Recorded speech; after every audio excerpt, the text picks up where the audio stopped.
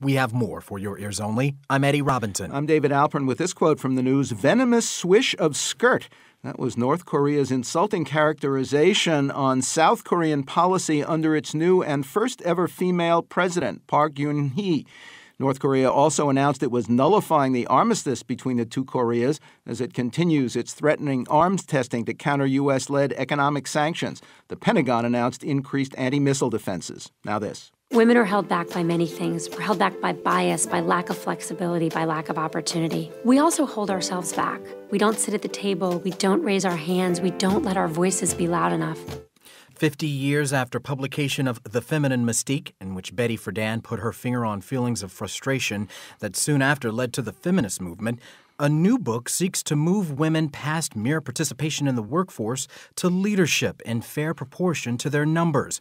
It is Lean In, Women, Work, and the Will to Lead, from Knopf by Sheryl Sandberg, who provides her own best example. A wife and mother, she worked her way to top positions in male-dominated Silicon Valley at Google and more recently Facebook, where she's been chief operating officer since 2008. And to a degree like Friedan's book, Lean In is stirring controversy, though perhaps less among men than women because of the focus it puts on their own psychology above and beyond the roadblocks generated or tolerated by government and business. Foremost among those roadblocks is a shortage of comprehensive, affordable childcare, so parents of both genders can make the best of their abilities. That was the point of a recent Huffington Post piece by Anika Rahman, president and CEO of the Ms. Foundation for Women, also a wife and mother. And to talk about it and the larger Lean In debate for your ears only in this Women's History Month, Anika Rahman joins us now. Welcome to the program. Thank you so much, David. Let's start with your personal story. First, what were your positions before heading the Ms. Foundation? I'm a lawyer by training. I was the head of Americans for UNFPA, the United Nations Population Fund, one of the largest providers of health care in the world for women.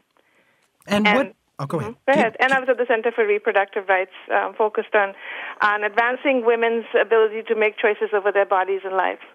What is the state of child care in the U.S., and how does it compare with that of other developed nations? It's actually absolutely appalling in the United States. We live in a nation where we actually do not have a uniform national system for the provision of health care for all women and men who want to balance work-life issues. Compared to other developed nations, industrialized nations, the United States is way behind a lot of nations, particularly in Sweden.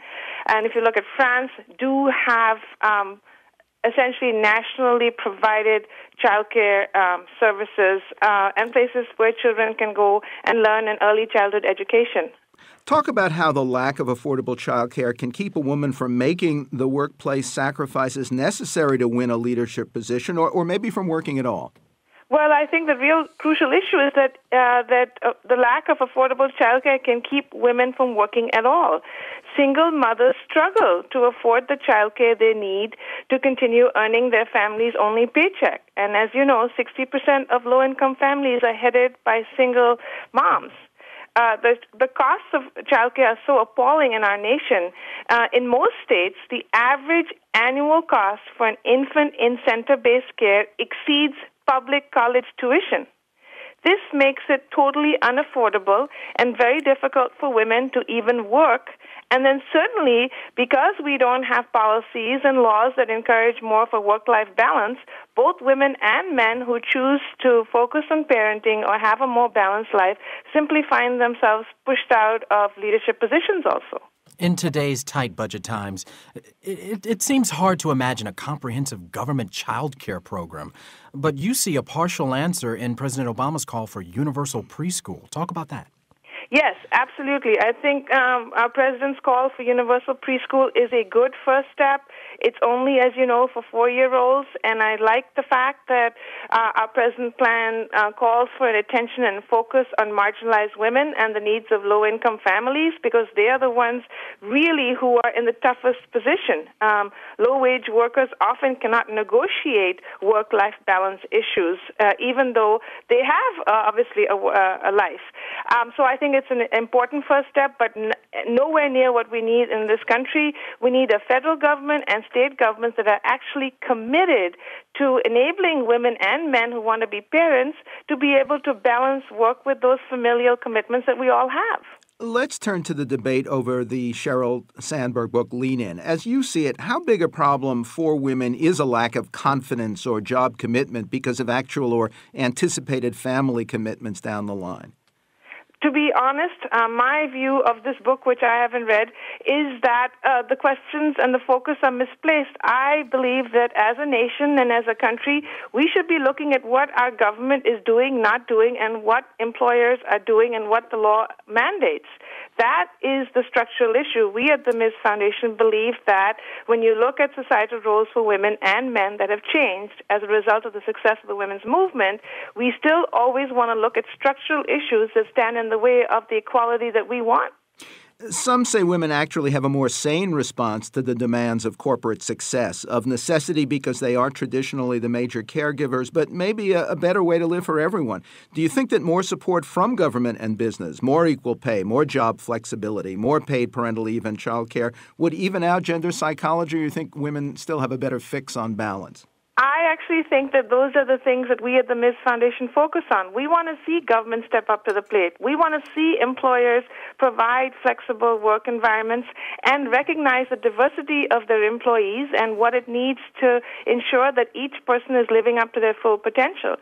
Those are really the issues that we need to discuss and change, because those will definitely change cultural attitudes towards women, men, family, work-life issues, and we think will create a more just society, which is what we at the Ms. Foundation are all about. Could the lean-in philosophy backfire by giving business and government leaders a reason to say the problem is not policy, but inside women's heads?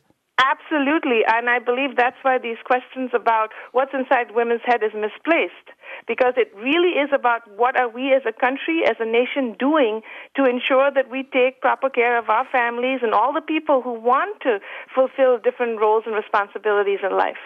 Pending real societal change, could Lean In make women feel unduly guilty for failures in the workplace?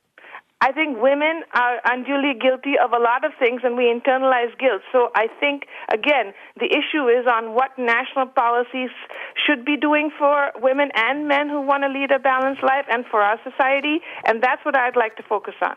Anika Rahman is a wife, mother, president, and CEO of the Ms. Foundation for Women. Quote from the news, "The Olympics of Restructuring." That was lawyer Kevin Orr, a veteran of the Chrysler bankruptcy, on becoming emergency financial manager to haul Detroit back from collapse. Next, also marking Women's History Month, I Am Woman singer-songwriter Helen Reddy, for your ears only.